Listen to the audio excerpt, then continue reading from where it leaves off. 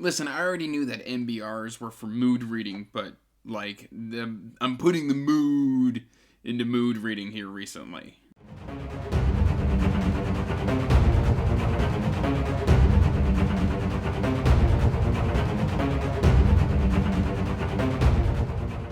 Hey everyone, welcome back to Andrew's Wizardly Reads, and as always, I am Andrew, and today, guys, we are talking about May MBR. But before we get into that, please like this video and subscribe to the channel, as it does help the channel grow, and you can always check the description box down below for information about my Patreon if you want to help support what I do here.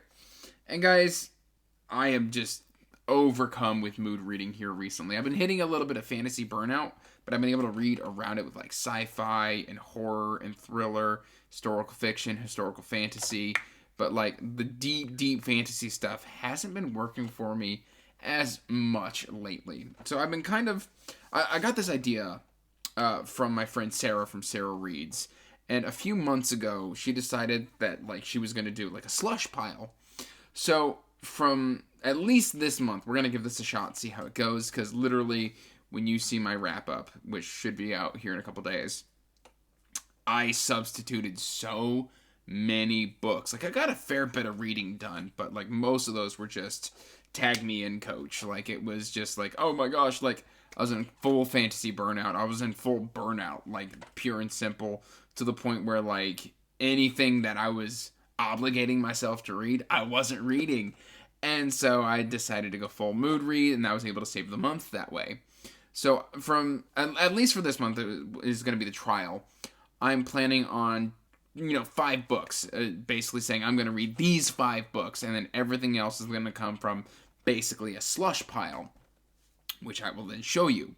And the initial plan for this month, the month of May, was to finally catch up on a bunch of series that I've started but I haven't continued, or that I've since had sequels released that I haven't been able to get to, that I've been really excited for.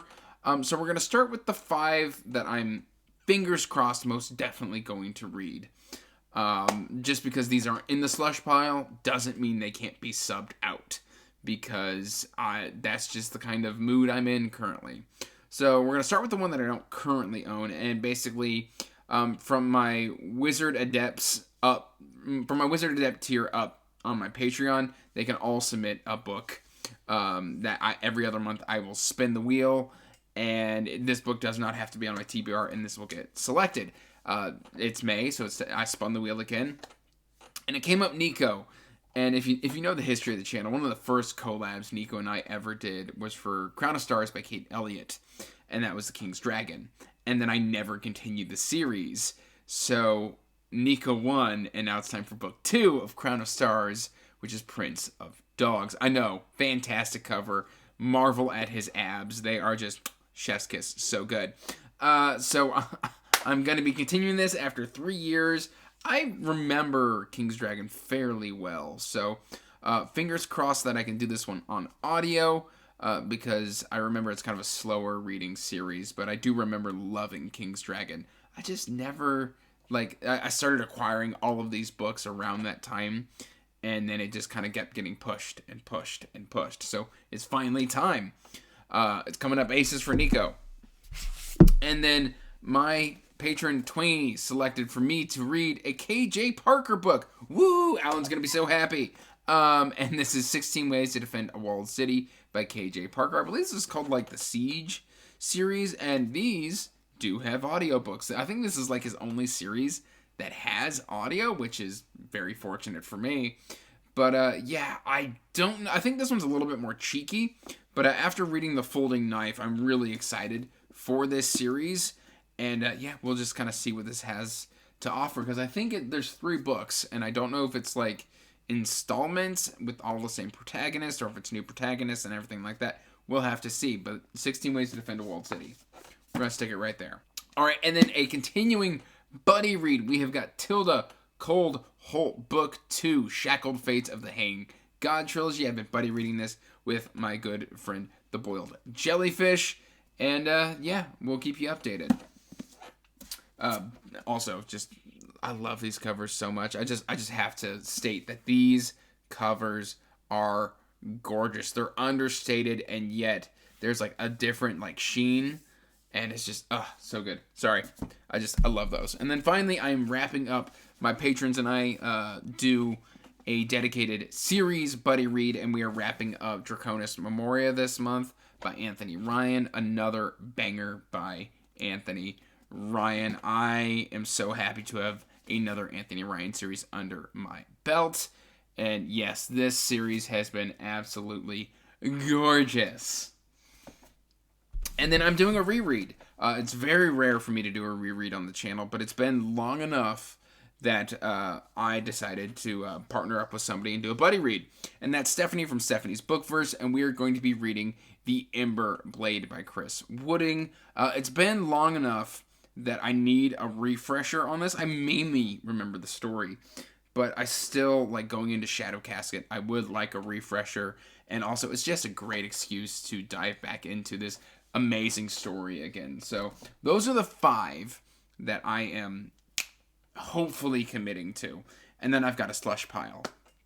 And it's funny, like, I've been shuffling books and, like, kind of going, like, oh, my mood kind of thinks that looks cool. And, oh, my mood kind of thinks that looks good. And that, so, I mean, these are all over the place. Anyway, one of the ones that I've been meaning to get to is my 2022 book of the year was The Cruel God's 13th Hour. And this is The Children of Chaos by Trudy Skies. I have been meaning to get to this since it came out. It is officially time to read this. So, yeah, it's a big, thick book. I would love to get to this. Now, guys, this is the start of the slush pile. I do want to preface this. So, if I don't get to these, it's just because the mood wasn't there. But I highly anticipate at least this stack getting read. I got a stack over here as well. So, next up, we have got Curse of the Fallen by H.C. Newell. I am H.C.'s #1 fan, and I haven't even read any of her books. Now, what does that say about this series? Because I'm that excited to read them. These are the collected annotated editions with, like, graphics and just author's thoughts and some small illustrations littered throughout. I think you can still get these off of her website. They are fantastic. Love these. So I'm excited to read from the annotated version with the author's thoughts on the page for my first read through. Very excited. Then we have got some review copies that I want to get to, and that is The Assassin of Grins and Secrets by K.E. Andrews. Now, I've got enough review copies now that I am literally just subbing them through as the mood strikes me, and right now the mood strikes The Assassin of Grins and Secrets. My friend Tori loved this one, so yeah, we'll see how that goes for me. And then this is Divinity's Twilight Remnant by Christopher Russell. I read the first book probably towards the end of last year, start of this year, and it's just, as the months go on, I don't want to wait super long before continuing this series, and it's been calling to me from the shelf. May is kind of the month for me. It's just a month where I really want to focus on what I want to read. It's also the month where I chose some of the thickest books on my TBR, so we'll see what happens. But in my slush pile is Divinity's Twilight Remnant. I loved Rebirth, so. Then we've got The Fear of Moncroy by Brian Asher. And this is kind of like a vampiric tale. And it's a standalone, it's short, and I'm just so intrigued because the cover is gorgeous. Then we've got Godfreys Crusade by Mark Howard, and I believe this is the Griffin Legends. I should have just gone with my gut and just stuck the landing, and instead I second-guessed myself. This is book 1 of the Griffin Legends by Mark Howard. This is kind of an Arthurian style. It's not an Arthurian tale, but it's an Arthurian style tale, and I am just excited for this one. A, it's short. B, the author was very kind to send these to me, so I can't wait to get to these. And then my slushiest of the slush pile is these 5 books. Now, I did a poll, and you guys really want me to read The Shadow of the Gods by John Gwynne, because this was the winner of that help video. It blew everything else out of the water. Like, I think it was by 60%. It was the highest rated of all of them. Like, I think the closest came was like 7 votes, and this was at like I don't know, like 16. It was wild. So you guys really want me to read Bloodsworn? It's been a long time since I've read John Gwynne, and I think it's about time I come back. So I am putting this in the slush pile to be read. And then, like I said, this is the month for me. I've been wanting to read this book because Christopher G. Brennan knocked the Hellborn King out of the park. This is book 2, The Wrathbringer. We got Damien Dreadfire right here on the cover, looking awesome, and I'm just so excited to continue this series. Live for vengeance, live for hate, live for wrath. So this sounds like a little bit more battle-centric entry into the series, and I'm excited for this because I think there's a prequel coming out here soon, and I'd like to go ahead and pick that up as well.